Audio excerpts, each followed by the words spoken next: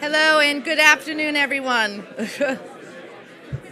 I think we're going to try and get started. Okay, I think we're going to get started. This is great. What a great group we have this afternoon. Hello and welcome. I'm Maureen Reedy, the President and CEO of the Paley Center, and welcome this afternoon and happy belated Thanksgiving to everyone. I am pleased to welcome you all to this very special Paley Dialogue luncheon with Vice Media's Shane Smith.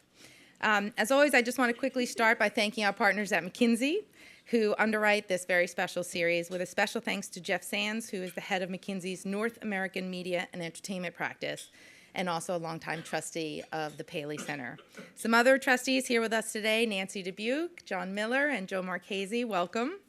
And of course, welcome to all of you, our Media Council members. And in particular, I just want to quickly welcome some of our newest members who have just joined the Media Council and who are here with us today for the first time. Ed Adler, James Allen, Richard Baum, Woody Freeman, David Graybert, Judith Harrison, Jim Kennedy, Matt Makovsky, Robin Silvestri, Brooke Erdo-Singer, Mike Speck, and Susan Vobeda. Welcome, everybody.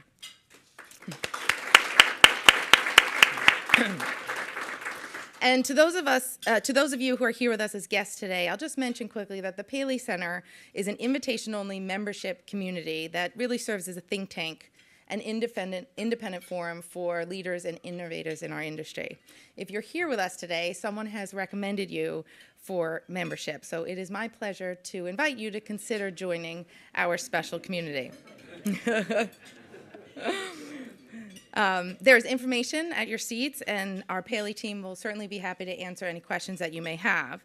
Of course, you can also speak to any of the members that are here with us today, who can attest to the provocative programs and debate that goes on throughout the year at these programs, both in New York and LA. And perhaps more importantly, I think that they would say that beyond the exceptional programming that you'll find here, the Media Council provides an unmatched forum to build and maintain relationships. So we again invite you. A few quick announcements. This has been a really fantastic year for programming, and we have one more event left in 2014 this month, which is coming up next week. So for those of you with smartwatches, Fitbits, and Jawbones on the holiday wish list, you will not want to miss the next big thing in wearable tech, which we'll host next Tuesday, December 9th, where we'll hear from senior executives at Samsung, Riddle Sports, and Millennium Media about what's next with wearables, and we'll also see demos and presentations from entrepreneurs and innovators in that space. We're also pulling together and locking in the lineup for 15, so stay tuned for more about that. And now to this afternoon's program.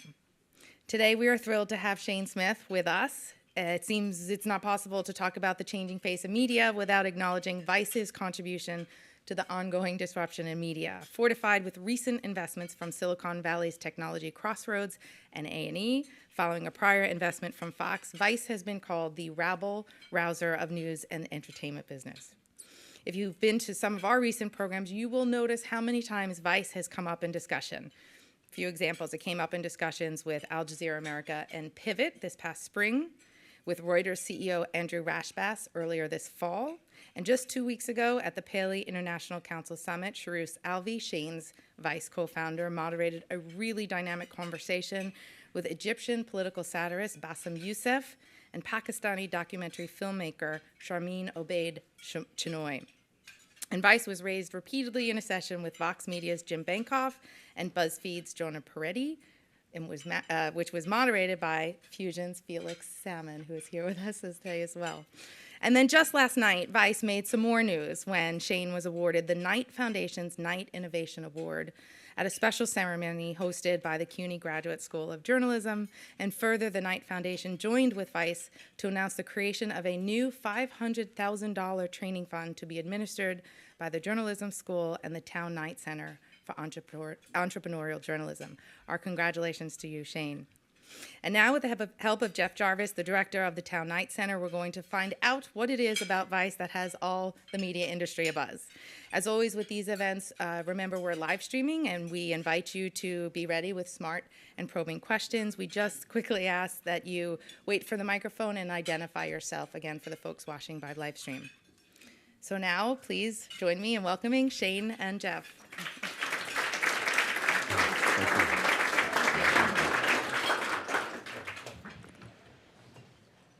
Well, I would be remiss without not saying once again thank you for last night. Thank you very much, and for your support of the school and young journalism. We appreciate that. Yeah.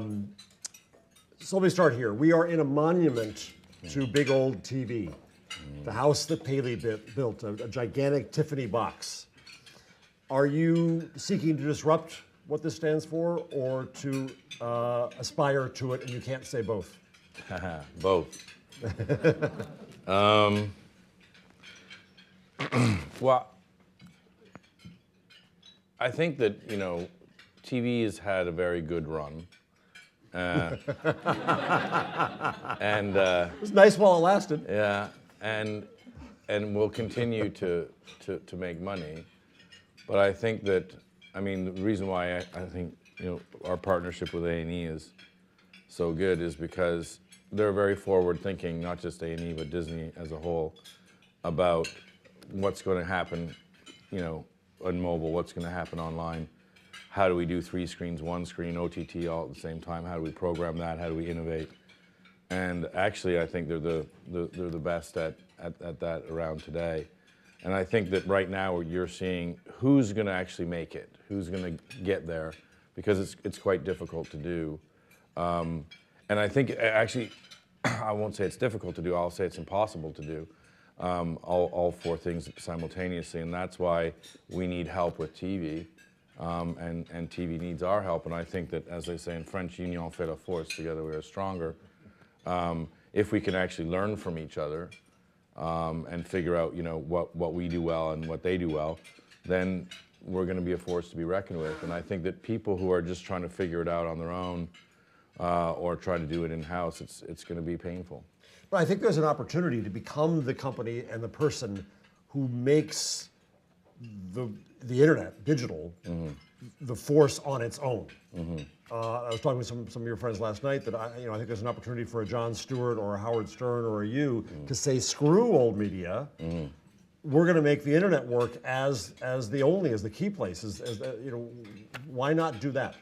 We already have. Okay. Thanks for coming out.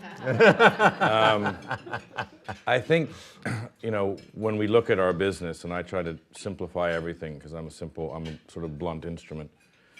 But when we look at it, we say we want to increase audience, we want to make money, and we want to make content. And that content has to be sort of less shitty than everybody else's. So if those are the 3 prongs of your stool, then you shouldn't really care where that audience comes from. You should be platform agnostic, which everybody says they are, but they aren't. You're either a TV company that's trying to do an online thing, or you're an online company that's trying to do mobile, or you're a mobile company trying to get in. But you're definitely something. And for us, we want to really be the first platform agnostic company that does TV, film, mobile, online. I think, you know, the deal that we just did with Rogers in Canada is a perfect example of that, where we do a daily mobile show, which is the beginning of the partnership, and then that moves to online, and then there's a TV network, 24-hour free-to-air component as well. And so we're really programming for the first time ever mobile, online, television, and OTT all at the same time. Now, in socialist Canada, it's great because there's a monopoly that you could actually do that and with. You count as Canadian content. Yeah, that's true. Yeah. But with the failure of the CBC, Rogers has just sort of taken over as hegemonic media power. And so we can make our experiments up there, but we're trying the same thing in Malaysia, in Mexico. And I think going forward, you're going to see that sort of tie-up between telecom carriers, online carriers, and TV. Mobile, WTF mobile. I think so far we're seeing it as another content delivery mechanism, which I think is shallow and wrong. It's something that we don't know what it is yet. What do you think it is? Well, I always say if TV is saying, well, can we go online, then it's over, because the question is mobile. Mobile, it's funny because I travel now without a computer, and the reason why is because I go to all my offices, and our average age is around 25, and nobody has computers anymore. They either have just their phone, or they have a sort of phablet. And more and more video is being watched. We say as goes India, so shall go the world. What does that mean? It means that you have the men own the sort of bandwidth, which is not huge. You have the women owning the TV, cricket and Bollywood respectively. And then you have the youngest population in the world is completely voracious for content, no content for them. And what's happened to the mobile devices is they've been commodified down, much like the PC here, to a $20 pirated smartphone from China. So all the carriers are fighting each other for exclusive content, and there's not a lot of content to be made. So when we saw that, we said, okay, that young people, when we go around to our offices, just have their phones. They watch everything on their phone. And so where the real money is going to be in mobile is data usage with the carriers. The only company that's really got it sort of right, and I think because they had it so wrong before, was Facebook, who literally went 0 to 60 in 17 months. They went from 0 revenue to 60% of the revenue in mobile. And I think they were doing a terrible job online, but they did a great job with mobile. But they still don't, and we're experimenting a lot with them. They're a great partner of ours, but they don't really know what they're doing. We bought Carrot Creative, the top sort of 50 coders here in New York, to try to get ahead of the game on mobile. So we're a lot farther ahead than most people, and we don't know what we're doing. So it is the Wild West. It's the internet 10 years ago. So they've gotten revenue. They still don't know what they're doing. Where do you think the revenue key is? The scale is in mobile, for sure. Yes. Scale is mobile, hands down. The problem is money. And I think people have been thinking ad supported. And if display and pre-roll suck online, they really suck on mobile. So the real problem is how to monetize it. And what we've come up with is brand partnerships, so producing partnerships, and charging the actual carrier. So it's a great time to be a content creator because you will have an auction. Auctions now online mean how low can they push the price. On mobile, it's how high. So you're in the syndication business. Yes. Between HBO and A&E and mobile carriers, Yes. you're syndicating content. And I predict that the mobile carriers will pay the most. They will outbuy everybody else. So you'll be on one carrier, not another? Yes. You'll be a carrot. Correct. I'm not sure I buy it. Okay. But doesn't matter. Doesn't matter. Is there no hope? Well, let me ask it this way: is there no hope for advertising on mobile? It's difficult because not only is it a bad experience for the user, users have figured out, I forget what the stats are, but there's somewhere around 50 to 60% are using ad blockers. Right. And I think I think advertising by and large is stupid, and the idea of saying, no, it's true, because I'm going to make a 30-second spot that works in all markets, for all things, for all, TV and mobile and online, and we're just going to use that spot as pre-roll for this product. We're going to use it in mobile here, and we're going to use it for the Super Bowl. It's stupid. It doesn't work. Right. And advertisers realize that, and I think we realize that, and that's why there's this huge discussion around native advertising. But it doesn't work, and it especially doesn't work for mobile, which is great for us because it means you just have to get smarter. Right. And you have to get smarter about what ads do. You have to get smarter about what your brand wants. You have to work a little bit harder, and you have to, you can't just go to an ad agency and say, make me something with a guy with a mustache and driving a skateboard. Or I don't know, that's not a skateboard. Or a Cadillac in case it was a bad commercial. I guess the reason I did Scrunch Face at the syndication to mobile carriers is that a lot of what's made Vice is your audience spraying around, recommending you. If you're behind walls, doesn't that limit that relationship with the audience and their value to you as marketers? Well, I think, first of all, it's not going to be for everyone. There's going to be a very few companies out there that can demand the payment of those things.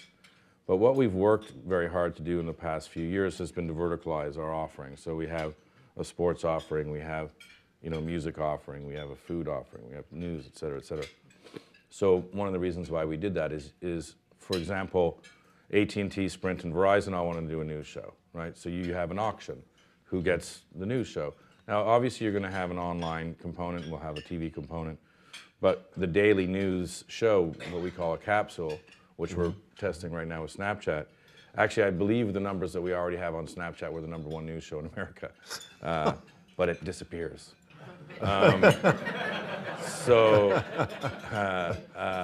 But, I think that going forward, we're going to have, let's say, sports with Verizon, who've made a very successful play with the NFL. You know, we're AT&T's agency, so obviously a sort of a relationship there will happen. But I think going forward, we'll look at, and then there's Sprint, who Massa is trying to buy everything from everyone. So I think you're seeing what's happening. I mean, the fact that Nikesh went over from Google and is now trying to buy youth culture is a great thing for us. But I think if you look at Vodafone has 850 million users.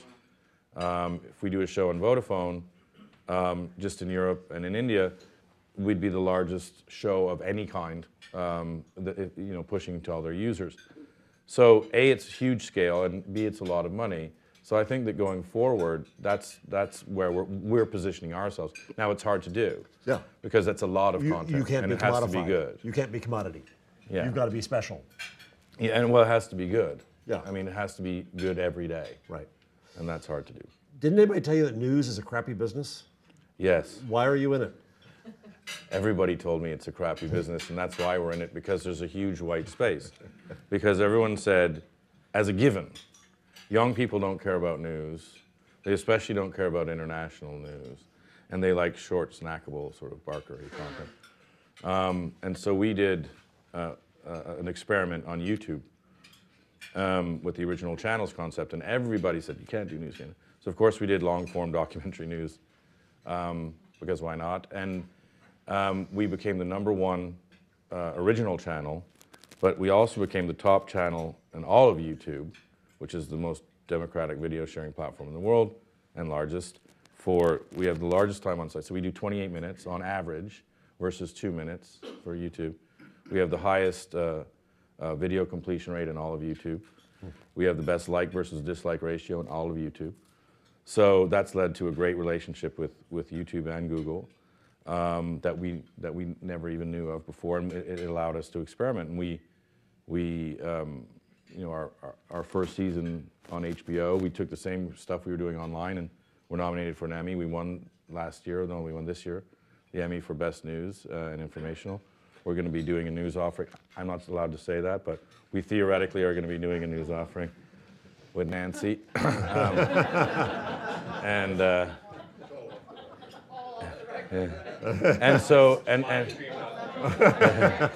Vice News is now the fastest growing news platform on the web, which is fantastic. You know, we had in 6 months hundreds of millions of video views. We have 1 million subscribers, and everyone who said young people don't care about news, You proved them wrong. we proved them wrong. But it's great when it's a given, because we don't have anyone in that space. Right. You know, like speaking of lunch, we do a lot of research, and the #1 cohort that goes out and spends money on food, not at the supermarket, but the subways and the restaurants, Gen Y, right? And so we said, name one show that does food that's aimed at Gen Y. There's not one. So we said, okay, we'll do some Gen Y shows. Our big hit right now is called Fuck, That's Delicious. Starring Action Bronson, and they're just huge hits. And we're not reinventing the wheel. We're just programming for the demo. You know, Gen Y went from niche media to general media, and nobody noticed. And so when they said Gen Y doesn't care about news, they actually care about news more than any other cohort, because it affects their lives, environmental news or economic news. It affects them in a real way. And they not only care about it, they're completely disenfranchised by traditional media and traditional news media especially. So it's a massive, massive business opportunity for us.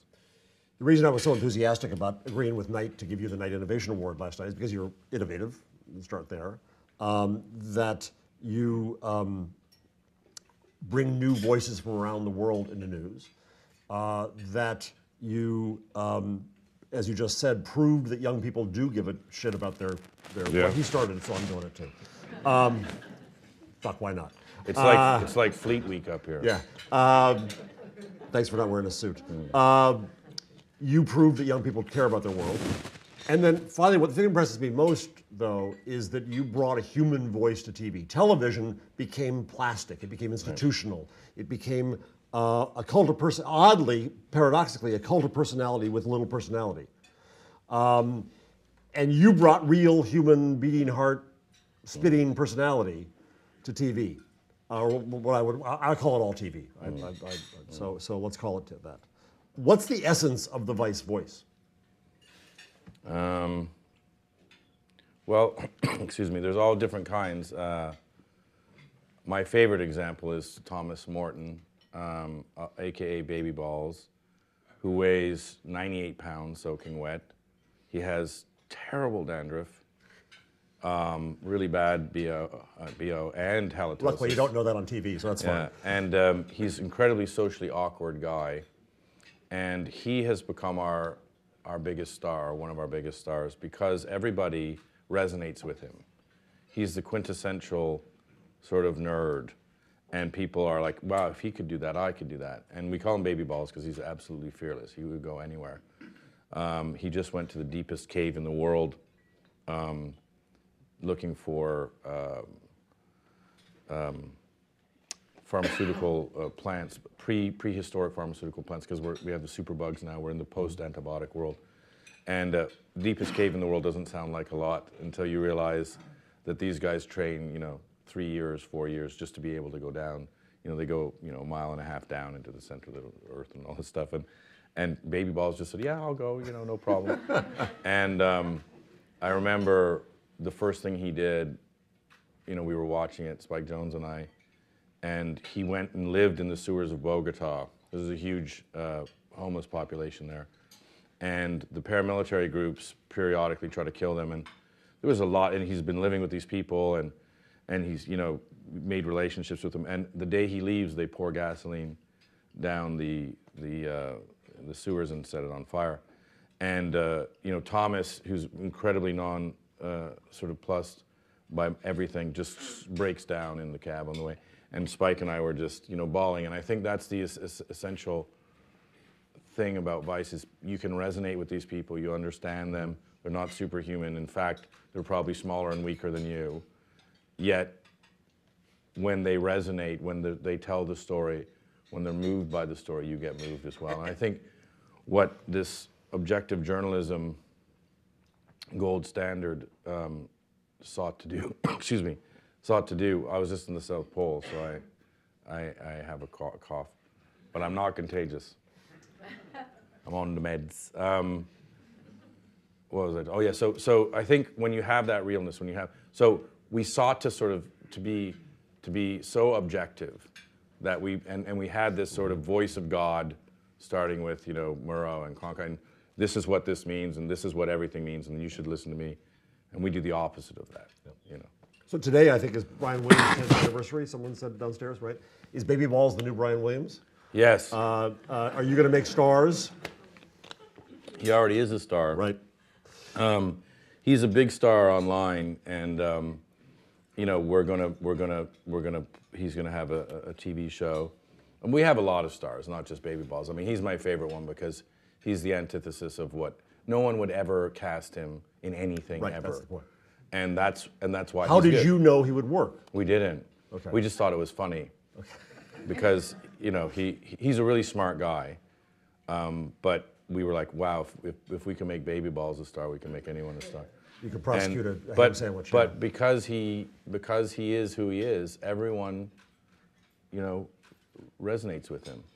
You said he'll do anything. He's fearless. Yeah. A hell of a lot of your people are fearless. Watching Simon behind the barricades in Ukraine took you there in a way that no stand-up does. Watching the ISIS stuff was amazing.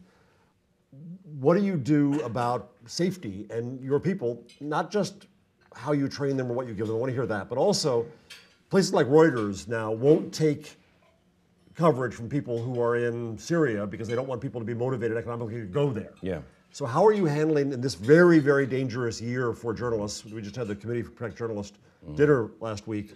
It's a terribly dangerous time. Your people do often act fearless. You're their leader. How do you grapple with that now? Well, you know, I always say I will never send anyone on a shoot that I won't do myself, and those shoots are becoming a little bit more conservative. But, you know, for example, we had great Ebola coverage from Liberia, and we pulled out the team, put them into quarantine because one of our stringers who was working for NBC and Al Jazeera got Ebola.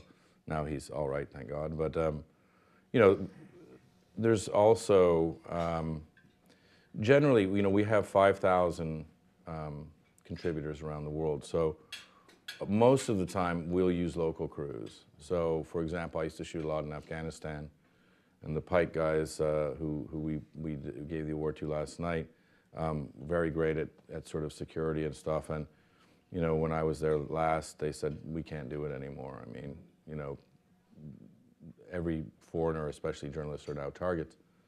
So we rely on Pike or Tolo, local news gatherers there more and more.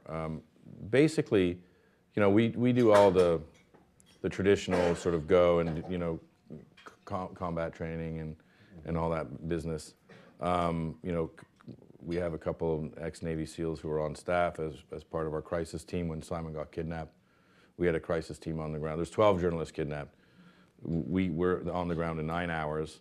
Within 48 hours, we got Simon out. And Simon wouldn't leave until we got all the other journalists out. So we were in the position of getting Al Jazeera journalists out, et cetera, et cetera. So we have a very good response team. We've been through it a lot. What we found works better, and the ISIS embed is a perfect example, that we use local journalists, and we're going to be doing a lot more of that because we empower local journalists. We don't want to be a North American news source. We want to be a global news source. Right. And I think you can't do that if you're just sending me or baby balls everywhere. So he's a Palestinian filmmaker. Obviously, there's some sympathy there with ISIS, so he could get in and have a lot more freedom of movement. So I think, you know, going forward, we use local film crews a lot more, and which obviously is a lot safer. The post-magazine Dead Media Vice is how old now? When you brought it back and we started rebuilding it? Dead Media? When you got rid of the magazine. I'm gonna go. This is a bummer. Nah. Your Dead Media is dead. You started as a magazine, then you bought it back. The current rendition of Vice that we know now is how old? Well, it's 20 years. Okay. But you know, we bought and sold the same pig many times. But we always owned it and ran it and controlled it. But yeah, 20 years. So that's my point. Is that's a generation. Yes. So here you are, sex, drugs, rock and roll, punk, young people, Gen Y, XZ. Your audience gets older. Do you hold on to them or do you wave goodbye to them? What happens when new people come in with new devices, new tastes, new worldviews? How are you grappling with the future and growth of Vice as people get older? Yeah, so we were quintessentially a Gen X mag. And then when we started doing video online, we overnight became Gen Y online. And it's funny because I said this the other day, but when I was a kid, there was like, I was a punk kid and there was maybe 10 punk kids in all of my city, Ottawa. And I remember when I went to like a punk, whatever festival, and there was like 250 people in Montreal. I was like, oh my God, we're taking over the world. And you know, you go see bands that maybe 80 people would go see or 90 people would go see. You know, and now when those bands get together, you know, 20,000, 30,000 people go see them. They're these seminal bands that affected every other band since then. And that's a perfect example of what happened to Vice, because we were the older brother and sisters, cool kids. We were the hipsters' Bible. Yet when we went online, we became a different company with a different audience overnight. You know, it took us 10 years to get to 1 million copies of the magazine and 1 year to get to 10 million uniques a month. So we realized that our future was digital. That's why the old media is dead. That's it. And so Gen Y knows us as a much different thing. So what about the next gen? What's going to happen? Well, that's a good question. And you know, everyone says, what's the success of Vice due to? And basically, we kill all our darlings, and every 5 years or so, we have a Maoist purge, and we give over the company to somebody alert Baby Balls. Yeah. He's doomed. He is. So we literally give over the the company to the intern. So Baby Balls was an intern, and now he's old guard, so he'll be purged. But the every year or so, which sounds, oh yeah, well of course, but giving a bunch of 23-year-old kids a multi-billion-dollar empire and saying, here it is, go, show us what you're going to do, it gets more and more nerve-wracking. But I think that, more and more important. Yeah, and I think what recently happened in France was quite interesting, because France was our worst country, best country to You're go. not alone. Yeah, best country to go visit, worst business. We had an editor there who was a junkie, and they wouldn't let us fire him even though he was doing heroin in the office. And it's a sad story, but he ended up dying, and we still couldn't fire him. So a dead junkie in France got a job for life. So we had a hard time with France. And then recently we launched a news program there, a free-to-air news program, a daily news program that's now the second top-rated news program in all of France.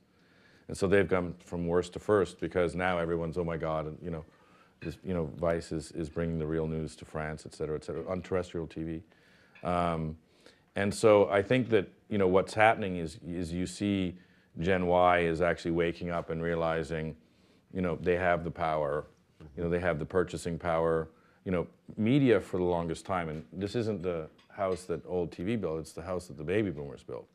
Because from the 60s till now, baby boomers have controlled media and advertising. And what's happening is people are finally waking up and saying, well, what's the next big one? And it's Gen Y.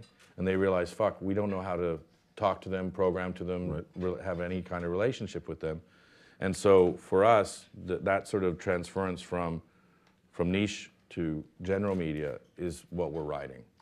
So you got a lot of money recently, right? Well, everything's relative. I say you got a lot of money recently. With that comes great choice, and that's itself scary. Where do you? So you have this great audience, you have this great brand, you've unlocked the youth in ways that old farts can't figure out, and now you have capital. What do you do with it? We had capital before. I think what we want to do is we want to turn on the jets and put everybody in our rearview mirror, because we're in the right place at the right time, which is great. We have the right audience, and we realize that we have 5,000 contributors around the world, 2,200 staff, about 500 edit suites. We're going to try to get that to 1,500, 2,000 edit suites, because what we're going to do with Rogers in Canada, we want to do with Shanghai Media Group in China, we want to do with Astra in Malaysia, we want to do with the Carlos Slim Group in Mexico. So we just need more and more and more. and then why? Because we're making around about 3,000 hours a year now. We want to make around 6,000 hours, because then no one can touch us, right? Then it becomes prohibitively expensive to set that up. And also, people don't have the time. It takes years and years and years to set it. And by and large, every country's got about 20 good people who are doing this stuff. So if we have the 18 of them, then.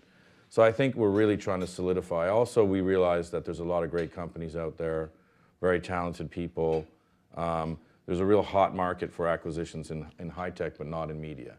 So we saw a lot of distressed media assets out there, be they magazines, be they web platforms. You'd buy a magazine? Platforms. Well, we've bought magazines. It's a good business for us. Like we bought ID magazine, right? And we turned it into an online entity, and now Chanel and Prada and LVMH are lining up to give us, 8-figure numbers. So there's a lot of distressed media assets out there, some of them in TV that we can go after, that we believe would be, look, HLN is a distressed media asset. It's a great opportunity, because they're doing a very bad job, and we believe we could do a better job. You want a channel? I like a lot of channels. Yeah. You mentioned Facebook before. We talked about Google yesterday. What could and should they be doing for the future of news? Well, it's interesting.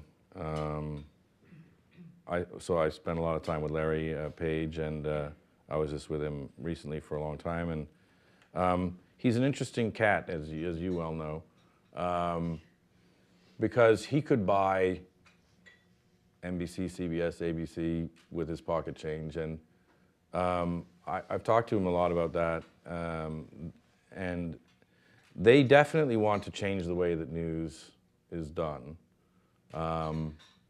They're running into old school. So in Europe, for example, the ever-shrinking newspapers have increasing power because they still get people elected in these tiny elections, both domestically and for the EU.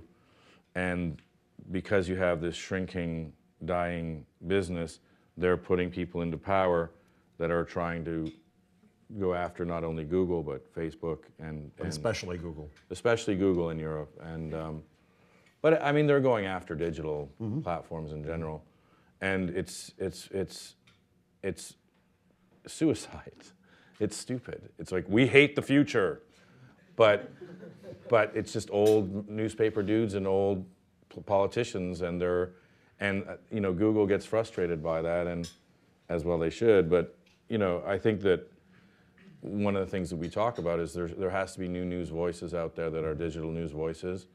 That you know, obviously we use Facebook and we use YouTube, and we realize what they are. And I think that a lot of these newspapers don't even realize what they are.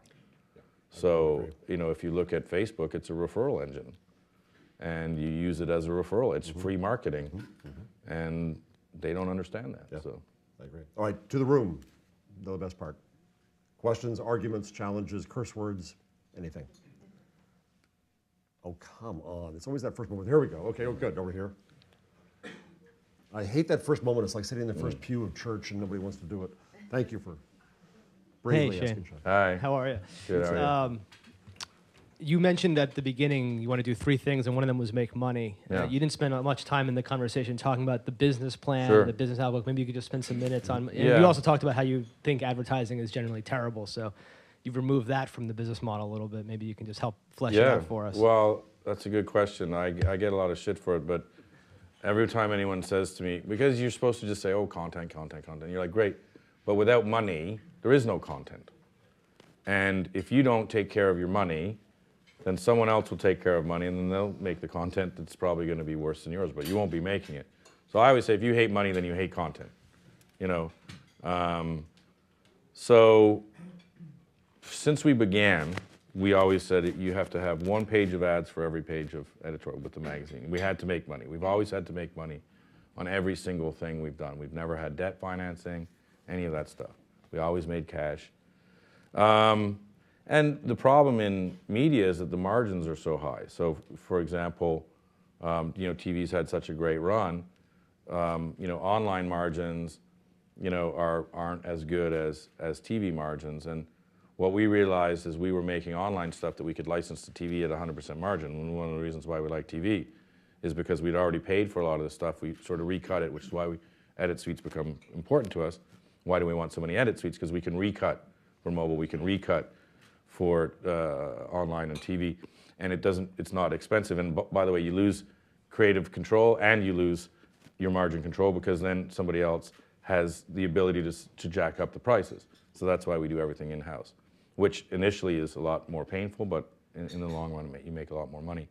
So what we realized was, like when we started making TV for Gen Y, for food, for example, for Munchies, for Fuck That's Delicious, for example, we went to MIT, and it was like the end of Trading Places when they corner the orange juice market. We were just taking orders because everybody's like, fuck, we want this TV, you know, that you've made because A, it brings Gen Y back, and B, it's compelling, and C, it's comparatively cheap.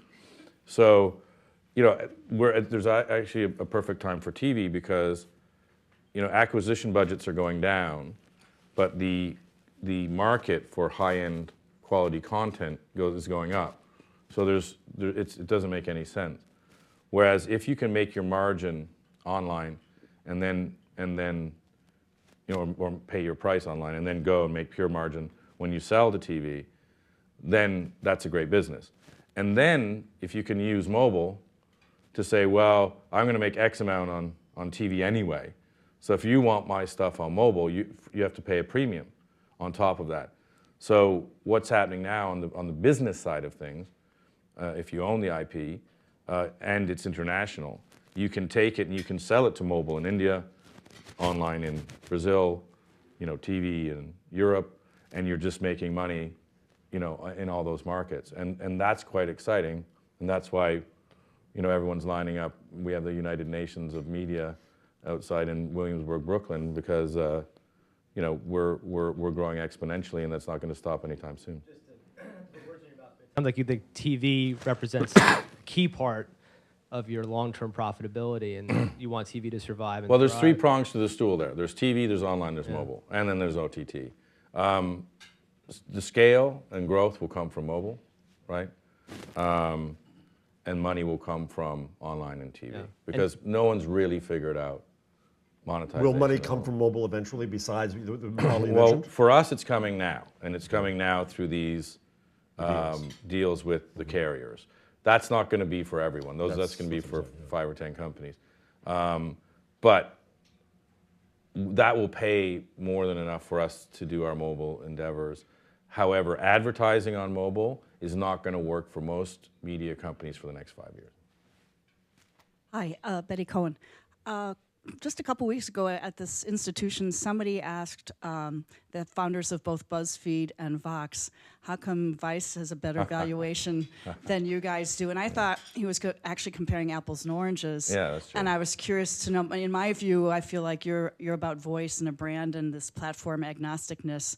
But how do you compare yourself? How would you have answered that gentleman's question? No, that's a great question, and I'm sure they get frustrated. Look, I'm friends with Jonah. I think he's doing a tremendous job, and I think what he realized was, you come out of the pond every once in a while when you run a business and you say, okay, I've built, and what he's built is tremendous. Building anything is hard. Going from 0 to one of the top 100 sites in the world, extraordinarily hard. The problem with it is it's an aggregation engine, right? And you can't make money on aggregation. I mean, I go to Silicon Valley all the time, and everyone's telling me, you Vice guys, you're doing okay, but we've got an algorithm that's going to, and you're like, well, algorithms don't make content. Humans make content for humans to consume. You can aggregate all you want, right? But at the end of the day, you're going to find out what everybody's found out from YouTube to BuzzFeed to HuffPo to everybody else, is unless you own the IP, and unless that IP is sexy enough that people want to spend a lot of money on it, you're sitting on a bunch of hot air, right? And so Jonah realized, and what he's done is fantastic, but he realized, holy shit, I need to make a lot of IP here. And so what he did is he took his high-tech valuation from building the scale, raised money, and what did he do? He bought edit suites, and he hired a lot of people, and Zay Frank, and he put all the cash into creating IP, which is correct. The only problem that he has, which is what everybody has, New York Times did the same thing, Condé Nast did the same thing, is they say, okay, we've got to do video. What do we do? And they first of all, they build edit suites that George Lucas would use, Secondly, they hire people from TV or film, or God help you, commercials. And because commercial, you get paid $3 million to do a 30-second spot, and you're like, yeah, well, I mean, $3 million to us is our production budget for the year. Just joking. But and the problem is then they start learning, because the New York Times do the most amazing integrated pieces of video and text and all this stuff, and they do 3 of them, and then they sit down and say, okay, how much money did we spend? $20 million. Okay, how much video did we do? 38 minutes. And so I think what you're going to run into, and this is why we raised money, is because to make a difference and to have enough stuff to sell to Sprint here and Vodafone in Europe and Star in India and Channel 4 in England and HBO here and A&E and everybody else, you need thousands and thousands and thousands of high quality hours. Otherwise you're not a business. And what BuzzFeed and Vox and everybody are going to learn is that they're on the first step. When we were in 2006, we were making those missteps and those mistakes and learning those lessons with a lot less zeros, right? And not under the microscope. So we were lucky because we learned earlier on. And what people will find is making a lot of stuff is really hard to do. And making a lot of stuff that's good that people actually want to watch is really hard to do. And then you have to convince brands to let you make it. They pay for it, you own it, and they're not allowed to give you one note.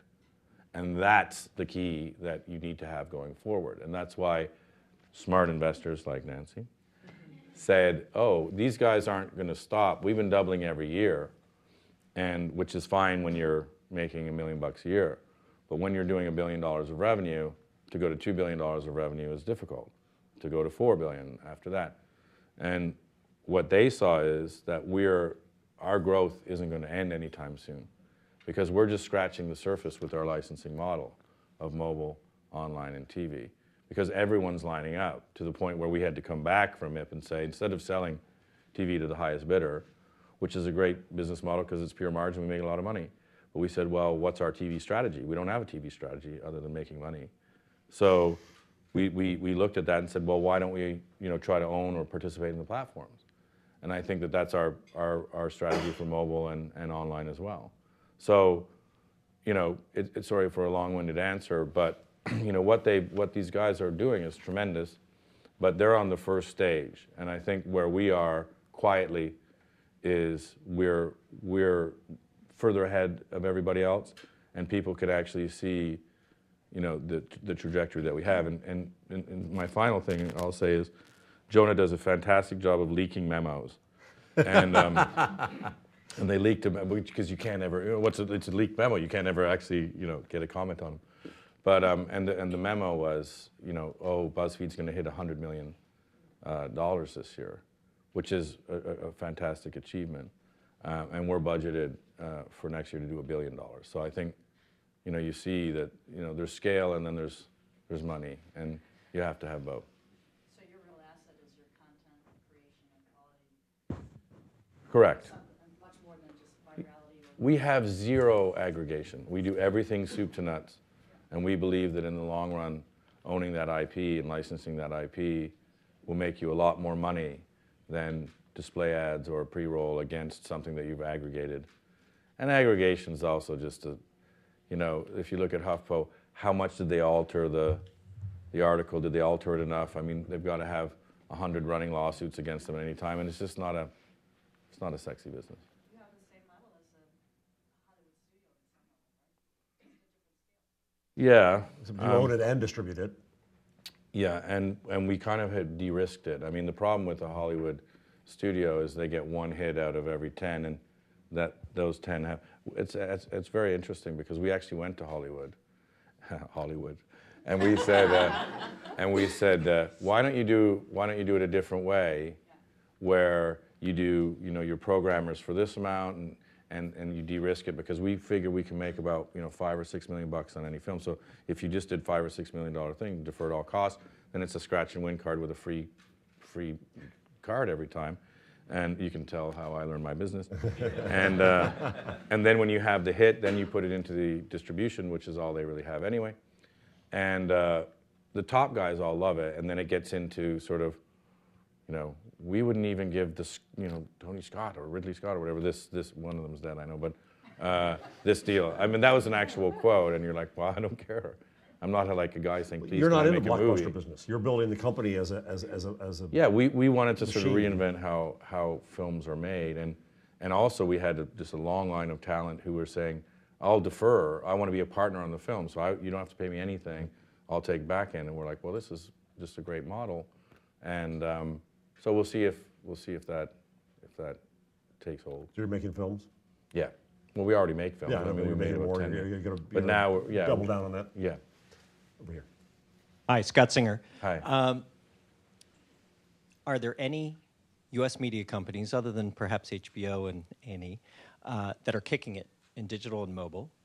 And as well, from the carrier perspective, who do you think are the most progressive, whether they be domestic or international? Well, on the carrier perspective, I mean, when Guy Lawrence was at Vodafone, we were doing all of the content for Vodafone globally. So they were ahead of the game when he was there. That's why we have the relationship with him now. He's running Rogers. I think Rogers are very progressive. They can be, again, because they're the monopoly. So I think, you know, obviously, you know, Televisa in Mexico, there's a bunch of telecom groups that are very progressive. The interesting thing about the second or the first part of your question, who's doing well on the tech side?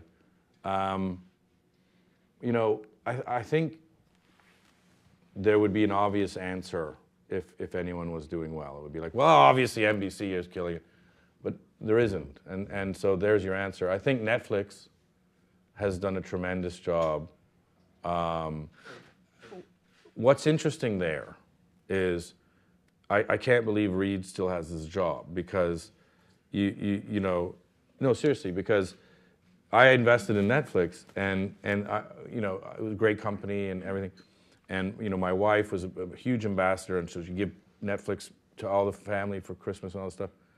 And when they split, you know, and went from 380 to like 60, you're like, well, how do you keep your job, right? And the fact that one show took them from 60 back to whatever it is now, 420, I mean, it shows what a good job. And by the way, they're giving no numbers. You know, so just on anecdotal, word of mouth, just on buzz, just on hit making, they built something like $18 billion of market cap off one show. So how much are you paying Kevin Spacey? Not enough. So I think, and I think, you know, you have to look at, Netflix kicked HBO in the ass to get Go and get and crank on Go, and they're causing a lot of disruption. They're you know, trying to outbid people. You know, now Amazon Prime's trying to get in there. So I think everyone's trying to follow Netflix. So if you want to talk about a true success story in tech and media, I think Pivoting. Yeah, I think it's Netflix. Great job pivoting. Sorry? Great job, job pivoting pivoting. away Yes. and Great. getting away yeah, from that and by the way, what did they do? male business. Yeah. They created their own IP. Rather than selling other people's shit, they're like, we're going to create our own stuff. And people were like, oh, not only can they create stuff, it's going to be good and create audience. That's worth money. So I think that if anyone's looking at what they should be doing, I would look at Netflix and say, you've got to get your tech right, but at the same time, you've got to get your content right. And the interesting part of Silicon Valley is they hold content in contempt, and Hollywood holds Silicon Valley in contempt. They're just like, well, give us some money, we'll make the thing, we'll get Brad Pitt, it'll be amazing. And so, you know, when they actually meet and do well, it's funny because Silicon Valley has stars in their eyes, like anything to do with Hollywood, so they can be duped. But at the same time, they just really don't want people to do anything. You know, because when you're like, well, we're going to get more people, we're going to have more, you know, contributors, and we're going to have more, and then they're like, no, let's just figure out some. And so I think it'll be an interesting space, and I think you're going to see things come up like HBO Go or Netflix or various things that we're doing with A&E that are going to be on a big scale. The interesting thing about Netflix as well, it's going to be really hard to replicate that. Yes. What do you think about CBSN? Sorry about that. Just to follow on. CBSN? Yeah. Jeff Fager is a great guy, and what he's done with news has been fantastic. But I mean, look at 60 Minutes. 60 Minutes used to be the greatest news magazine ever, and now it's sad and tired, and they steal our ideas. But I think that, look, I think CBS, NBC, ABC, I think they're in a real tough spot. I was at some dinner, and some, I think it was NBC was there, and they said, well, we're margin negative. And I said, I don't know what that means. You're losing money? NBC is losing money? But when we make money with Universal and things and little, I think somebody from, I don't know, one of the offshoots that makes money is here. But but if you're one of the 3 free-to-air who've owned TV in this country for, 60, 70 years, and you can't make money, you shouldn't. You should go away.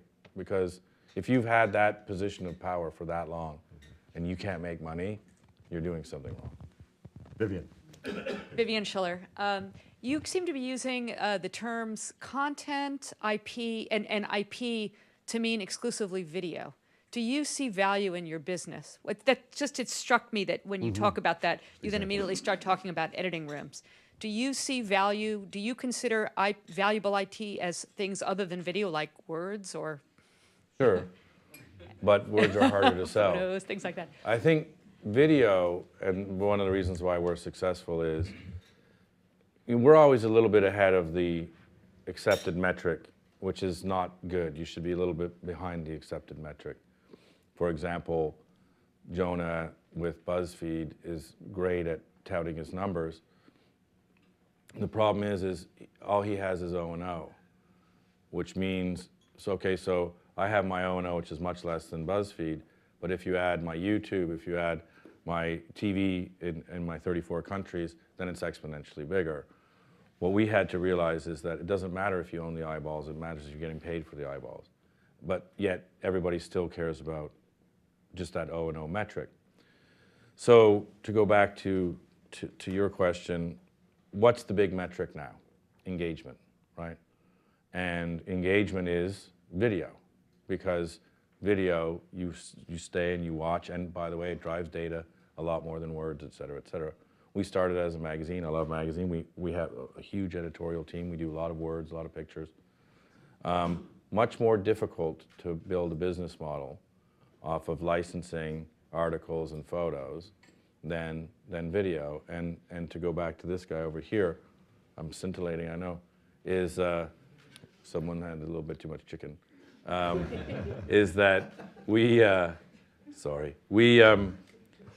look at it and said, okay, if you take video, you can put that into mobile and get paid a lot of money because not a lot of people are doing it. You can do various things with YouTube, for example. You can put it on TV. You can make feature films out of it.